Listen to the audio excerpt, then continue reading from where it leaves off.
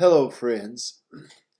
Welcome to a continued reading of a wonderful book that has come into my possession called The 5,000 Year Leap. And it's a book about the United States Constitution and how it came to be. And if you have attended the two previous episodes, then I am glad to have you with me on this one. If you haven't already seen the two previous ones, then I would ask you to go back and view those as well. They're not long, and I am reading this book and making a few of my personal observations as we go along. We live in a wonderful country, and we're governed by a wonderful constitution that is really a miracle. We have in the United States the oldest constitution, the oldest functioning constitution in the world. And yet we are a very young nation. That says a mountain of good for the Constitution that we have. It's never been overthrown. It's never been rewritten. And it came together because of a special group of men. And I am introducing this group of men to you in these sessions. So without further ado, then let's go right into it. And this particular episode is on structuring a government with all the power in the people. That's amazing. That's amazing concept that we here in America living out this Republican Democratic experiment. The part of the genius of the Founding Fathers was their political spectrum or political frame of reference. It was a yardstick for the measuring of the political power in any political system of government. They had much better political yardstick than the one that is most generally referenced today. If the founders had used the modern yardstick of communism on the left and fascism on the right, then they would have never found the balanced center which they did find. It's extremely unfortunate that the writers on political philosophy today have undertaken to measure various issues in terms of political parties instead of political power. Now, no doubt the American Founding Fathers would have considered this modern measuring stick most objectable, if not even meaningless. Today, as we have mentioned, it's popular in the classroom as well as in the press to refer to communism on the left and fascism on the right. People and parties are often called leftist or rightist. The public do not really understand what they're talking about in these terms. These terms, the left and the right, actually refer to the manner in which the various parties are seated in the parliaments of Europe. The radical revolutionaries, usually the communists, occupy the far left, and the military dictatorships, such as the fascists, are on the far right. Other parties are located in between. Measuring people and issues in terms of political parties has turned out to be philosophically fallacious, if not totally misleading. This is because the platforms or the positions of political parties are often superficial and structured on shifting sand. The platform of a political party of one generation is hardly recognizable by the next generation. Furthermore, communism and fascism turned out to be different names for approximately the same thing, a police state. They are not opposite extremes, but in fact, for all practical purposes, they are virtually identical. Government is defined in the dictionary as a system of ruling and controlling. And therefore, the American founding fathers measured political systems in terms of the amount of coercive power or systematic control which a particular system of government exercises over its people. In other words, the yardstick is not political parties, but political power. Using this type of yardstick, the American founders considered the two extremes to be anarchy on the one hand and tyranny on the other. At the one extreme of anarchy, there was no government, no law, no systematic control, and no governmental power. While at the other extreme, there is too much control, too much political oppression, too much government, or as the founders called it, tyranny. The object then of the founders was to discover the balanced center between these two extremes.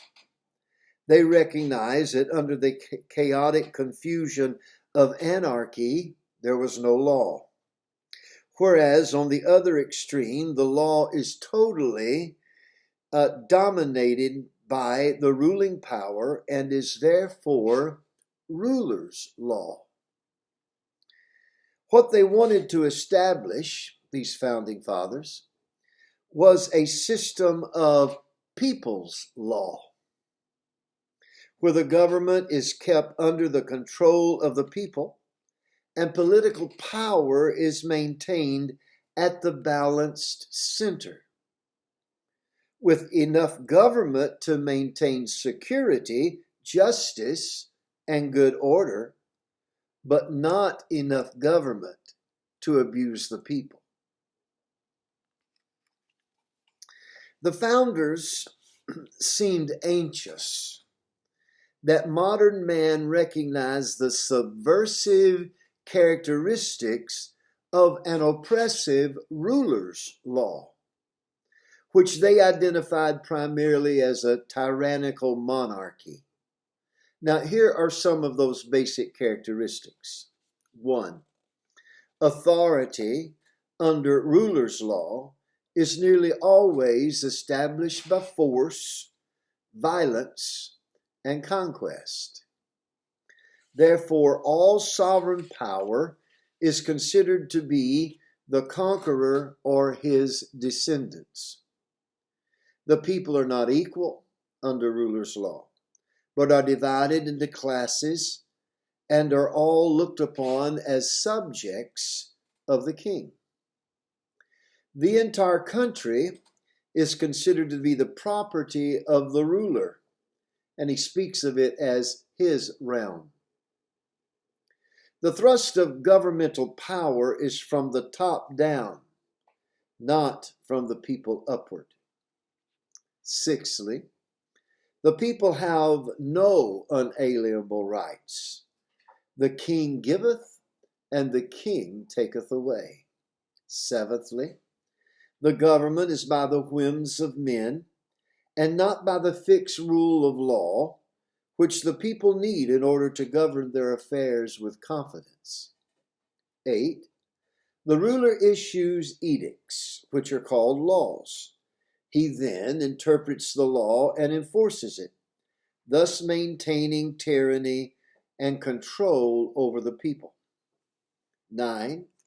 Under rulers' law, problems are always solved by issuing more edicts or laws, setting up more bureaus, harassing the people with more regulations and regulators, and charging the people for these services by continually adding to their burden of taxes. 10. Rulers' law. Freedom is never looked upon as a viable solution to anything. And 11. Under rulers' law, the long history of rulers' law is one of blood and terror, both anciently and also in modern times. Under it, people are stratified into an aristocracy of the rulers, while the lot of the common people is one of perpetual poverty, excessive taxation, stringent regulations, and a continuous existence of misery. In direct contrast to the harsh oppression of rulers' law, the founders, particularly Jefferson, admired the institutions of freedom under people's law, as originally practiced among the Anglo-Saxons. As one authority on Thomas and Jefferson points out, quote, Jefferson's great ambition at that time, 1776, was to promote a renaissance of Anglo-Saxon primitive institutions on the new continent.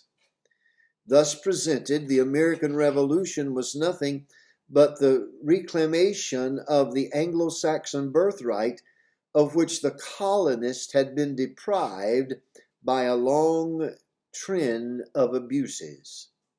Nor does it appear that there was anything in this theory which surprised or shocked his contemporaries.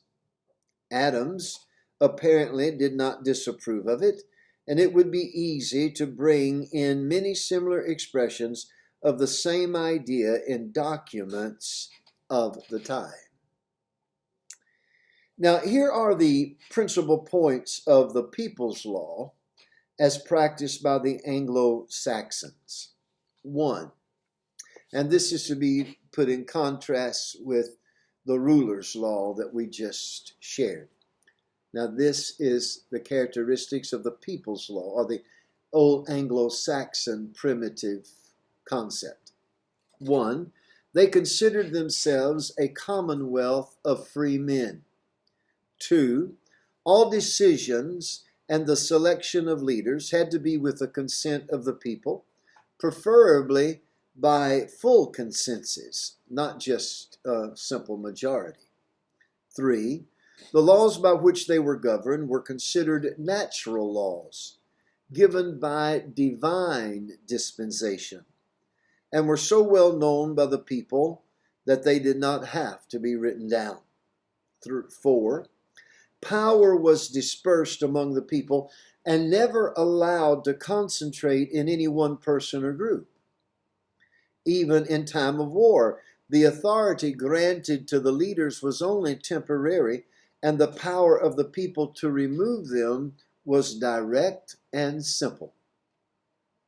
5, primary responsibility for resolving problems rested first of all in the individual, then the family, then the tribe or the community, then the region, and finally the nation. 6, they were organized into small, manageable groups where every adult had a voice and a vote. They divided the people into units of 10 families who elected a leader, then 50 families who elected a leader, then 100 families who elected a leader, and then 1,000 families who elected a leader. 7, they believed the rights of the individual was considered unalienable and could not be violated without risking the wrath of divine justice as well as civil retribution by the people's judges. 8. The system of justice was structured on the basis of severe punishment unless there was complete reparation to the person who had been wronged. There were only 4 crimes or offenses that was considered against the whole people or the whole nation. These were 1, treason, by betraying their own people; 2, cowardness, by refusing to fight or failing to fight courageously; desertion; and homosexuality. These were considered capital offenses. All other offenses required reparations to the person who had been wronged. 9. They always attempted to solve problems on the level where the problem originated. If this was impossible, they went no higher than was absolutely necessary to get a remedy. Usually only the most complex problems involving the welfare of the whole people or a large segment of the people ever went to the leaders for solution.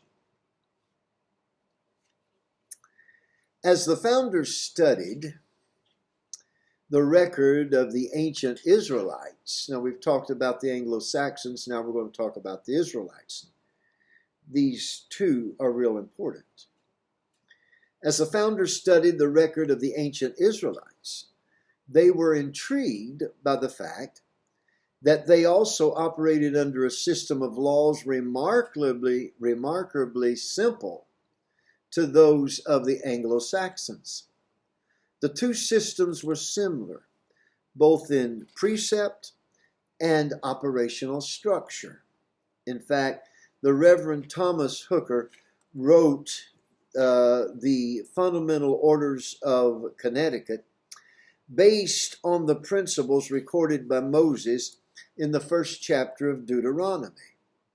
These fundamental orders were adopted in 1639 and constituted the first written constitution of modern times. This constitutional charter operated so successfully that it was adopted by the neighboring state of Rhode Island.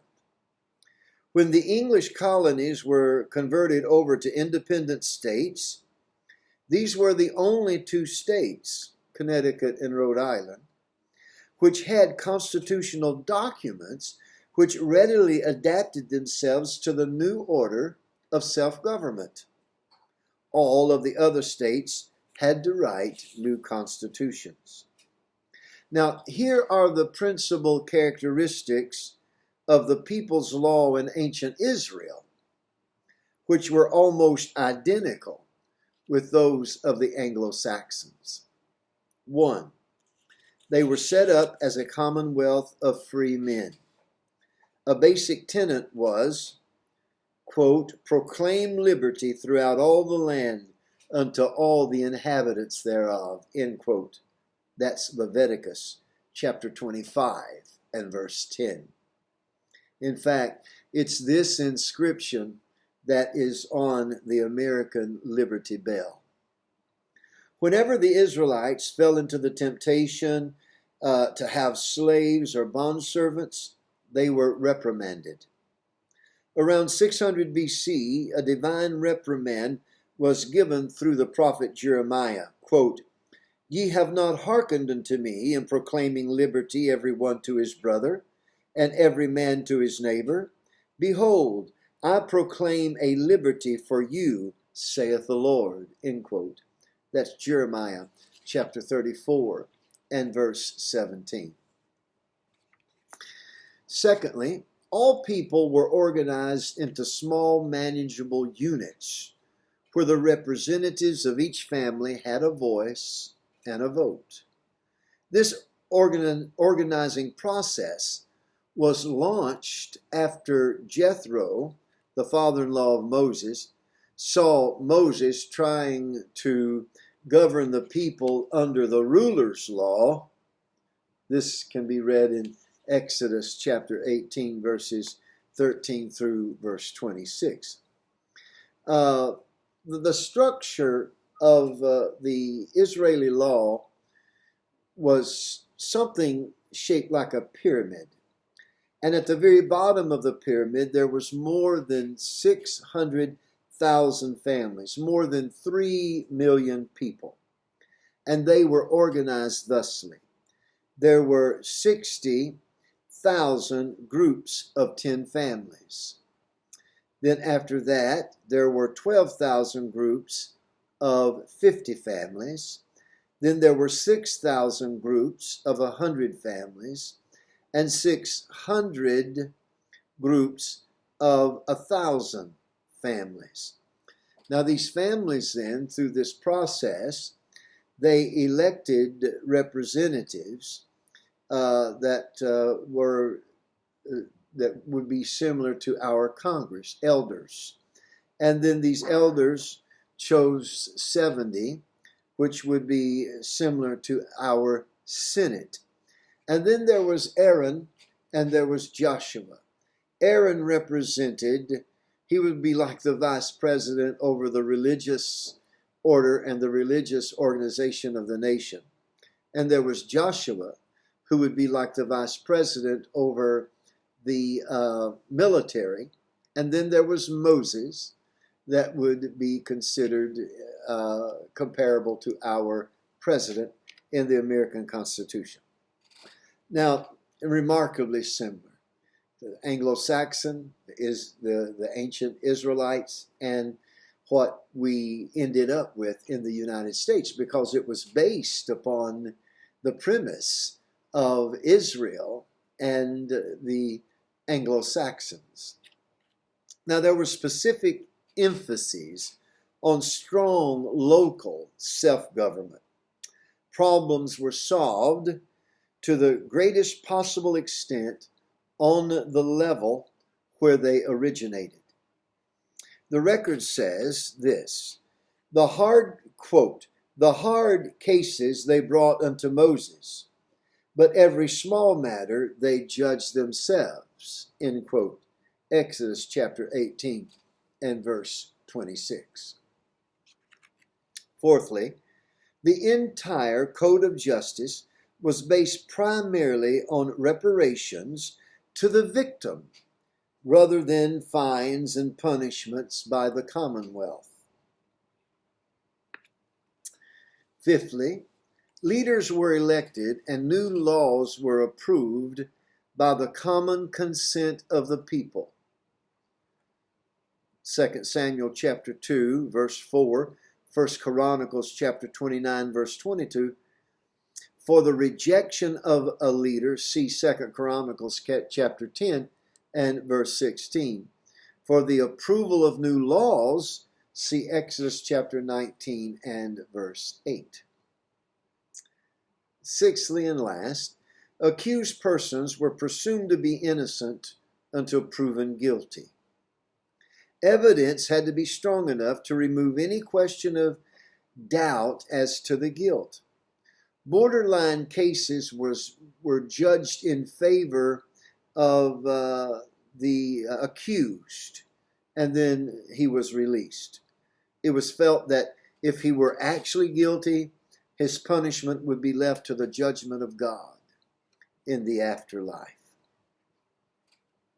Now, it was the original intent then of the founders of our Constitution to have both the ancient Israelites and the Anglo-Saxons represented, now get this, on the official seal of the United States of America. The members of the committee to do this was Thomas Jefferson, John Adams, and Benjamin Franklin. And when they were designing the seal of the Constitution of the United States, they wanted the Anglo-Saxons and they wanted the Israelites represented. And this is how that they envisioned it. They recommended that on one side of the seal should be shown the profiles of two Anglo-Saxons representing Hengist and Horsa.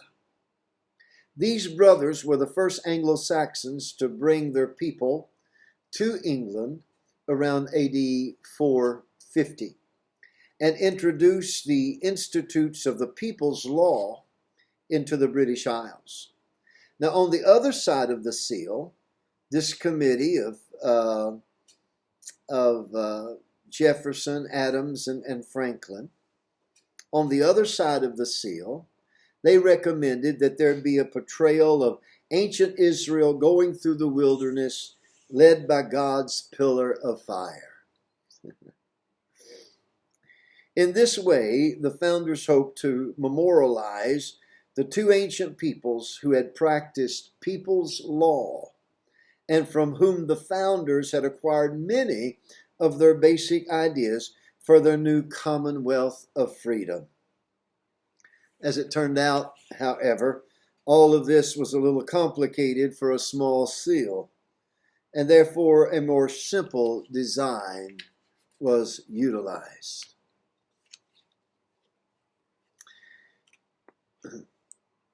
In the Federalist Papers, number 9, Hamilton refers to the sensation of horror and disgust which arise when a person studies the histories of those nations that are always in a state of perpetual vibration between the extremes of tyranny and anarchy.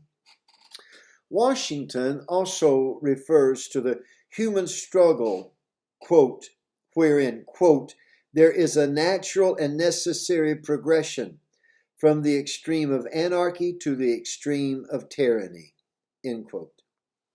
Now, Franklin noted that there is a natural inclination in mankind toward kingly government, or toward a monarchy.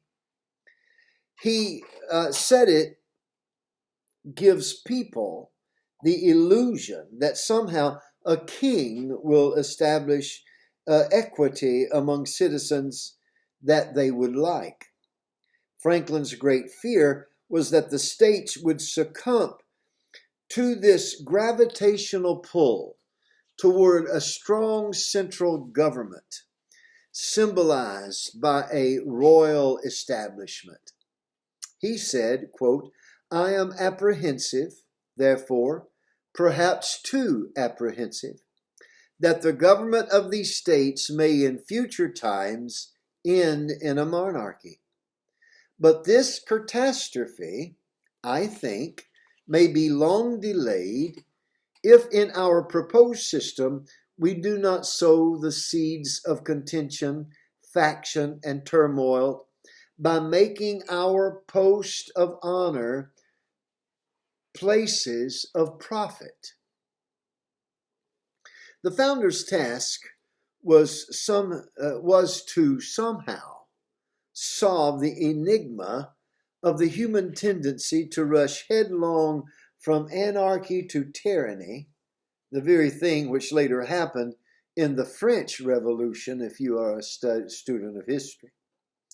How could the American people be constitutionally structured so that they would take a fixed position at a balanced center in the political spectrum and forever maintain a government of the people, by the people, and for the people, which would not perish in the earth?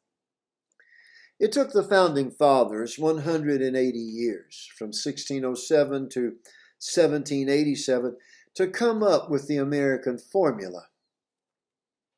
In fact, just 11 years before the famous Constitutional Convention in Philadelphia, the founders wrote a constitution which almost caused them to lose the Revolutionary War.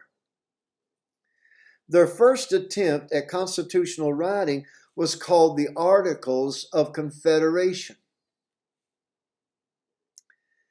Now, the American Revolutionary War did not commence as a war of independence, but was originally designed merely to protect the rights of the people from the arrogant oppressions of a tyrannical king. Nevertheless, by the spring of 1776, it was becoming apparent that a complete separation from England was the only solution. It is interesting that even before the Declaration of Independence, the Constitutional Congress appointed a committee. It was on June the 11th, 1776, to write a constitution. John Dickinson served as chairman of the committee and wrote a draft based on a proposal made by Benjamin Franklin in 1775. However, the states felt that Dickinson's so-called Articles of Confederation gave too much power to the central government. They therefore hacked away at the draft until November the 15th, 1777, when they proclaimed that the new central government would have no power whatever except those expressly authorized by the states. And the states did not expressly authorize much of anything. Under the Articles of Confederation, as finally adopted, there was no executive, no judiciary, and no taxing power, and no enforcement power. The national government ended up being little more than a general committee of the states. It made recommendations to the states and then prayed they would respond favorably. Very often, they did not. The suffering and death that was experienced at Valley Forge and also at Morristown were an unforgettable demonstration of the abject weakness of the central government and its inability to provide food, clothing, equipment, and manpower for the war. At Valley Forge, the common fare for 6 weeks was flour, water, and salt mixed together and baked in a skillet. Fire cakes, they were called. Out of approximately 8,000 soldiers, around 3,000 abandoned General Washington and went home. Approximately 200 officers resigned their commission. Over 2,000 soldiers died of starvation and disease. And Washington contributed this near disaster at Valley Forge to the constitutional weakness of the central government under the Articles of Confederation. Not one of the founding fathers could have come up with the much needed constitutional formula that they finally come up with by himself. And the delegates who attended the convention knew that to be true. At that very moment, the states were bitterly divided. The continental dollar was inflated almost out of existence. The economy was so deeply depressed and rioting had broken out. New England had threatened to secede, and both England and Spain were standing close by, ready to snatch up the disunited states at the first opportunity. Writing a constitution under these circumstances was a frightening experience. None of the delegates had expected the convention to require 4 tedious months. In fact, within a few weeks, many of the delegates, including James Madison, were living on borrowed funds. From the opening day of the convention, it was known that the brainstorming discussions would require frequent shifting of positions and changing of minds. For this reason, the convention debates were held in secret to avoid public embarrassment as the delegates made concessions, reversed their positions, and moved gradually towards some kind of agreement or consensus.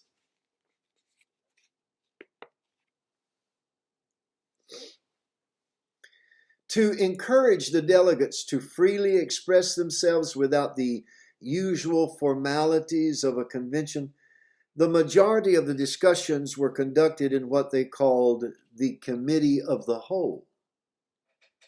This committee consisted of all the members of the convention, but as a committee, decisions were always tentative and never binding in the same way they would have been if voted upon by the convention. Only after a thorough ventilating of the issues would the Committee of the Whole turn themselves back into a setting of the convention and then formally approve what they had just discussed in the committee. The object of the founders was to seek a consensus or a general agreement on what the Constitution should provide. After 4 months of debate, they were able to reach general agreement on just about everything except the issues of slavery, proportionate representation, and the regulation of commerce. All three of these issues had to be settled by compromise. It is a mistake, however, to describe the rest of the Constitution as a conglomeration of compromise, because it wasn't. Because extreme patience was used to bring the minds of the delegates into agreement rather than simply force the issue to finality with a compromise.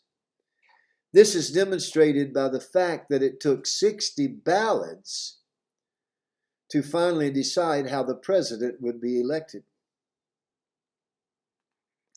They could have let the matter go after the first ballot, but they didn't. They were anxious to talk it out until the vast majority felt good about the arrangement. That is why it took 60 ballots to resolve that one matter. When the founders had finished their work on September the 17th, 1787, President Washington attached a letter to the signed draft and sent it to the Congress. The Congress ratified the Constitution without any changes and sent it to the states. When several of the larger states threatened to reject the Constitution, they were invited to ratify the main body of the Constitution, but attach suggested amendments. They submitted 189 amendments. At the first session of Congress, these suggested amendments were reduced to 12 by James Madison, and 10 of them were finally approved and ratified by the states. Thus was born the America's famous Bill of Rights. The balanced center. This was a polemic process by which the founders struggled to get the American eagle firmly planted in the balanced center of the political spectrum. James Madison later described the division of labor between the states and the federal government as follows.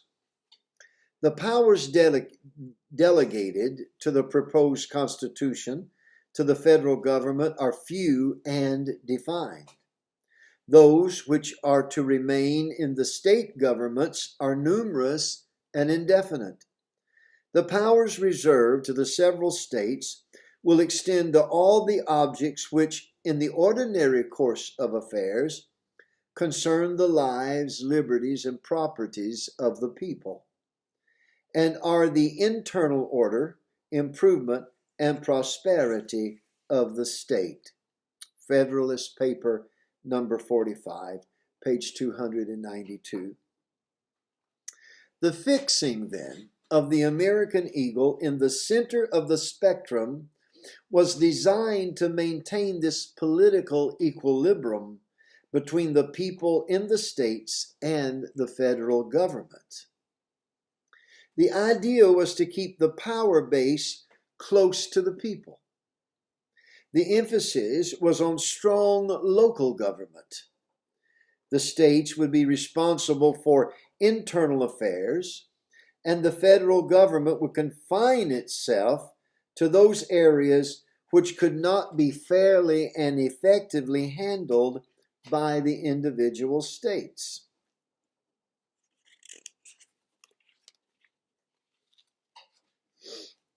Although Polybius, John Locke, Baron von Charles Montague had all advocated the separation of the governmental functions into three departments: legislative, executive, and judicial. The American founders were the first to carefully structure what might be described as a three-headed eagle. The central head of the eagle, you see my eagle back here? The central head of was the lawmaking or the legislative function with two eyes: the House and the Senate, or the Congress and the Senate. And these must both see eye to eye on any piece of legislation before it can become law. This is why that the House draws up a bill and they vote on it, and if they pass it, then it's sent to the Senate and they must agree also. The two eyes of the central head of the eagle must see eye to eye. A second head is the administrative or the executive department, with all authority centered in a single strong president, operating within a clearly defined framework of limited power. The third head is the judiciary, which was assigned the task of acting as guardian of the Constitution and the interpretation of its principles as originally designed by the founders. The genius of this three-headed eagle was not only the separation of powers, but the fact that all three heads operated through a single neck. By this means, the founders carefully integrated these three departments so that each one was coordinated with the others and could not function independently from them. It was an ingenious, structured pattern of political power, which might be described as coordination without consolidation. Let me talk to you about the two wings of the eagle. The founders' view of their new form of government can be further demonstrated by using the symbol of the eagle and referring to its two wings. Wing number one of the eagle might be referred to as the problem-solving wing, or the wing of compassion. Those who function through this dimension of the system are sensitive to the unfulfilled needs of the people. They dream of elaborate plans to solve all of these problems. Does that sound familiar? Then there's wing number two. The wing number two has the responsibility of conserving the nation's resources and also the people's freedom. Its function is to analyze the programs of wing number one with two questions. First, can we afford it? Secondly, what will it do to the rights and the individual freedoms of the people? Does that sound familiar? Now, if both of these wings fulfill their assigned function, then the American eagle will fly straighter and higher than any civilization in the history of the world. But if either of these wings goes to sleep on the job, the American eagle will drift toward anarchy on one side or tyranny on the other.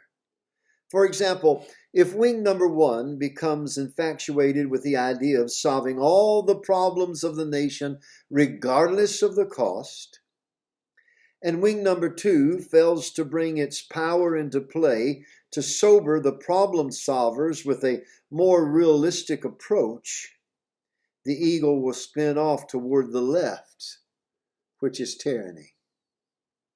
On the other hand, if wing number one fails to see the problems which need solving, and wing number two becomes inflexible in its course of not solving problems simply to save money, or not distribute the status quo, or not disturb the status quo, then the machinery of government loses its credibility, and the eagle drifts over toward the right, where the people decide to take matters in their own hands.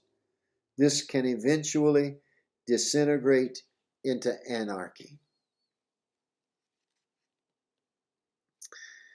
Thomas Jefferson describes the need for balance.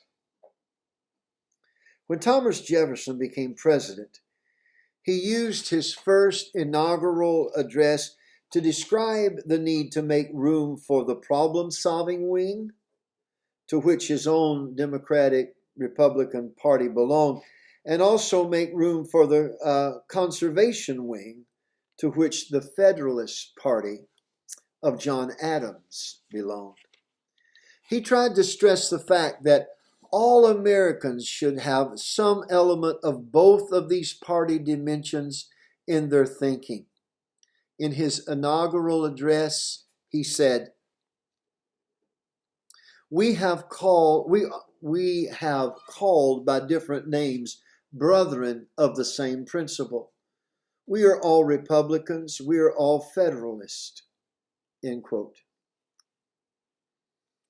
Now, there is a problem in political extremists, and there are political extremists in both the left and in both the right.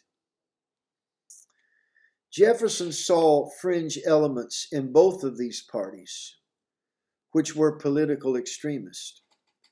In the Federalist parties, where those who would pull the eagle away from its balanced center toward the tyrannical left and form a central government so strong that it would border on a monarchy. Concerning the monarchist fringe of the Federalist Party, he wrote, "I have spoken of the Federalists as if they were a homogeneous body, but this is not the truth. Under that name lurks a heretical sect of monarchists. Afraid to wear their own name, they creep under the mantle of federalism, and the Federalists, like sheep, permit the fox to take shelter among them when pursued by dogs. These men have no rights to office. If a monarchist be in office anywhere, and it be known to the president, the oath he has taken to support the Constitution imperiously requires the instantaneous dismission of such officer, and I hold the president criminal if he permits such to remain.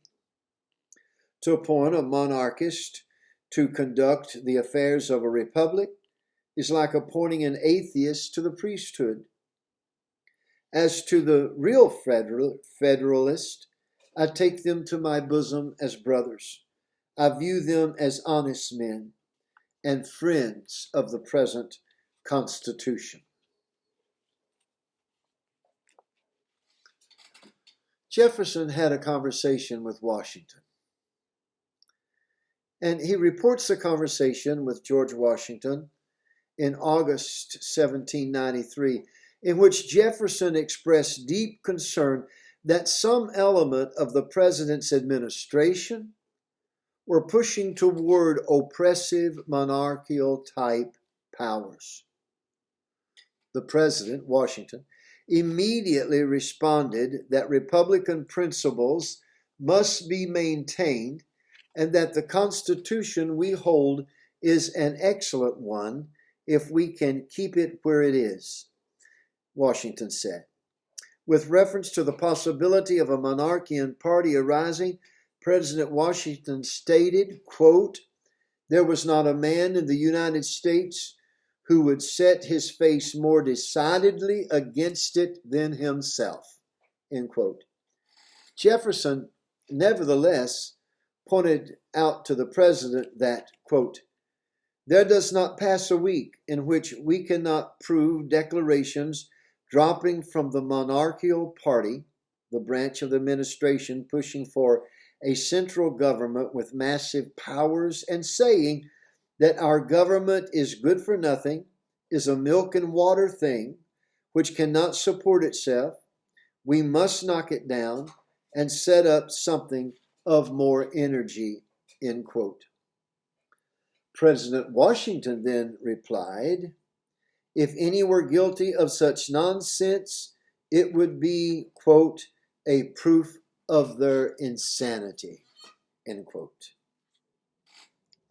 In May of 1805, while serving as president, Jefferson wrote to Dr. George Logan. He was concerned with elements of extremism pushing toward the extreme right, which to the founders meant anarchy. He wrote, "I see with infinite pain the bloody chasm which has taken place among our friends in Pennsylvania and New York, and will probably take place in other states. The main body of both sections mean well, but their good intentions will produce great public evil," end quote. Like President Washington, Jefferson saw the need for maintaining the government in the balanced center, where the Constitution had placed itself. He wrote to Governor George Clinton in 1803, quote, "Our business is to march straight forward without either turning to the right or the left," end quote. So with both of the eagle's wings flying, one solving problems, the other preserving resources and freedom, the American future could not help but ascend to unprecedented heights of wealth and influence. And it did. Since the genius of the American system is maintaining the eagle in its balanced center of the spectrum, the founders warned against a number of temptations which might lure subsequent generations to abandon their freedom and their rights by subjecting themselves to a strong federal administration operating on the collectivist left. They warned against the welfare state, where the government endeavors to take care of everyone from the cradle to the grave. Jefferson wrote, "If we can prevent the government from wasting the labors of the people under the pretense of taking care of them, then they must become happy," end quote. The founders warned against the taxation and the deficit spending, the overtaxation, confiscating the wealth of the people through taxation and deficit spending.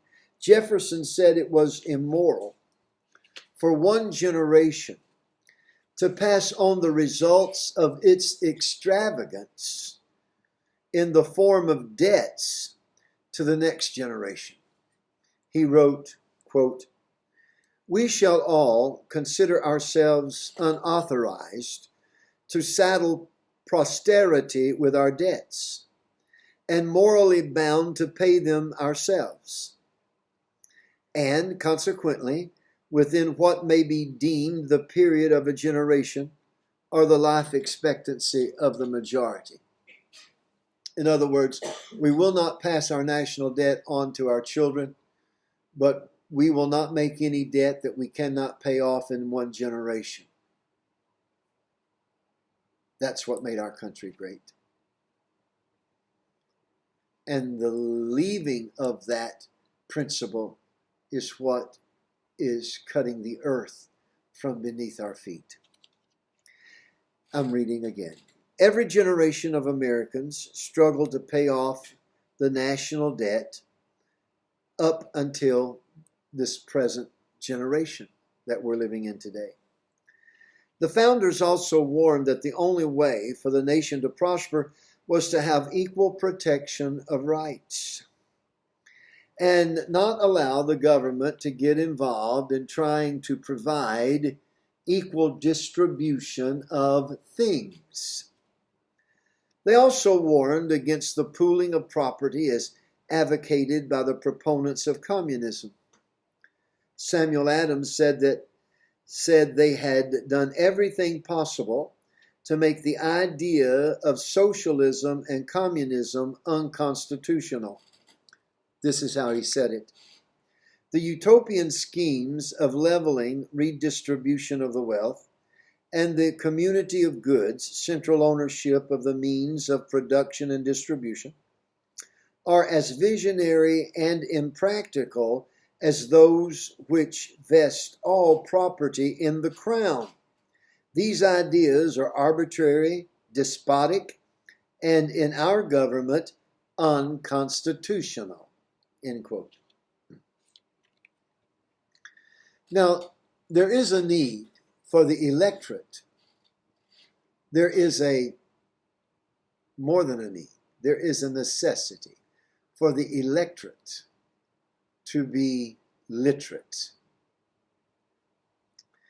To prevent the American eagle from tipping toward anarchy on the right or tyranny on the left, and to see that the American system remain in a firm, fixed position in the balanced center of the political spectrum, the founders campaigned for a strong program of widespread education. Channels were needed through which the founders and other leaders could develop and maintain an intelligent, informed electorate. Jefferson hammered home the necessity of an educated electorate on numerous occasions. Here are some of the samples of the things that he would say. If a nation expects to be ignorant and free in a state of civilization, it expects what never was and never will be.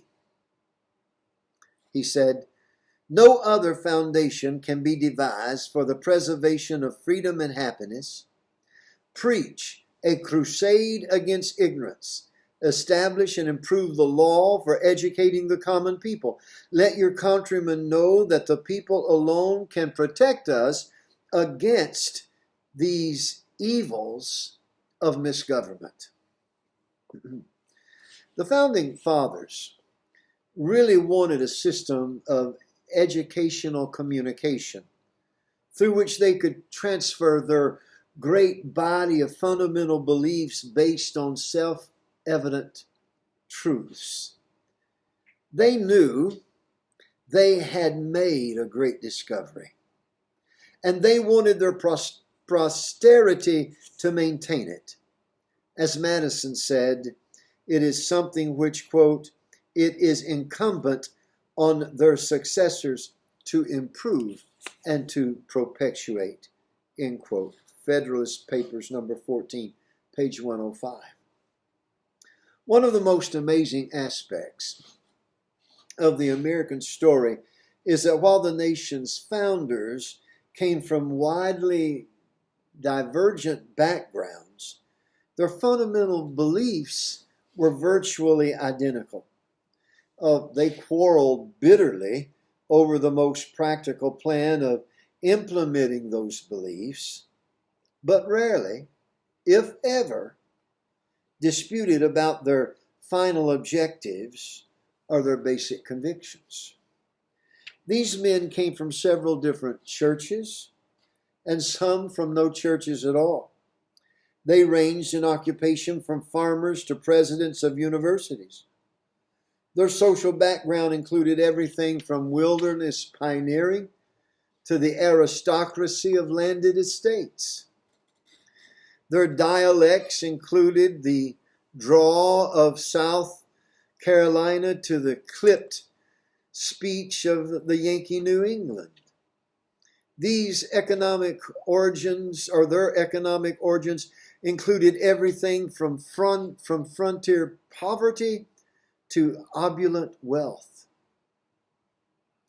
Then how do we explain the remarkable unanimity in fundamental beliefs? Perhaps the explanation will be found in the fact that they were all remarkably well read, and mostly from the same books. Although the level of their formal training varied from sporadic doses of home tutoring to the rigorous regimen of Harvard's classical studies, the debates in the Constitutional Convention and the writings of the founders reflect a far broader knowledge of religious, political, historical, economical, and philosophical studies than could possibly be found in a cross-section of American leaders today.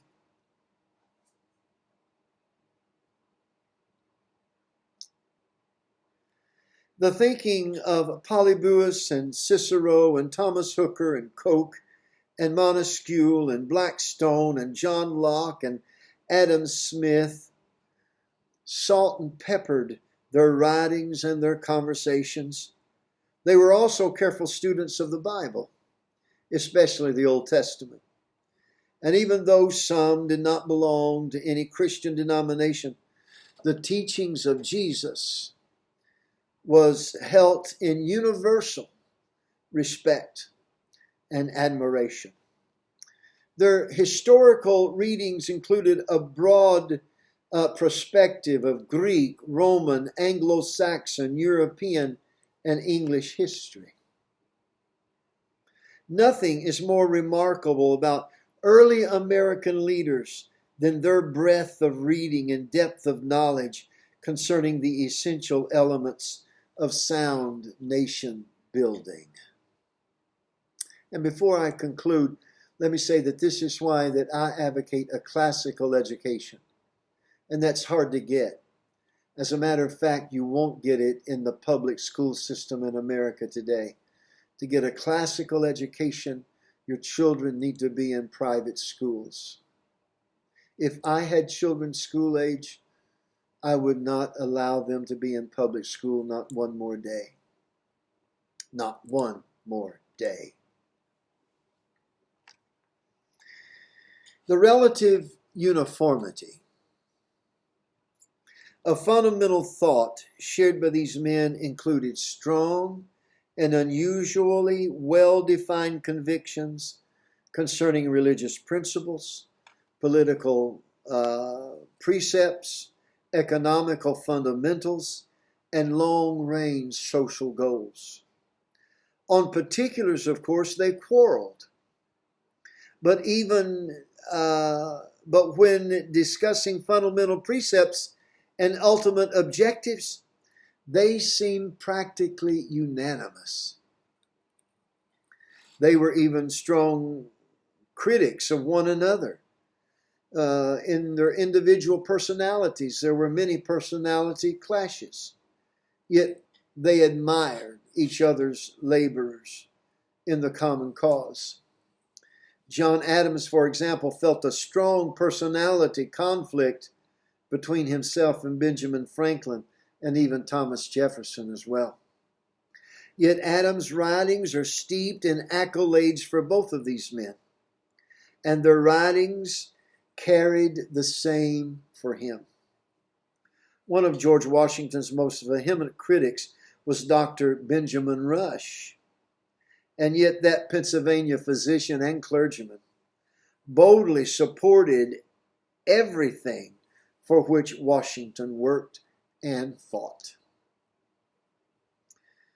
Now, we will now proceed to carefully examine the 28 major principles that I introduced in our last reading, on which the American founders established the first free people in modern times. These are great ideas, which provided the intellectual, political, and economical climate for the 5,000-year leap.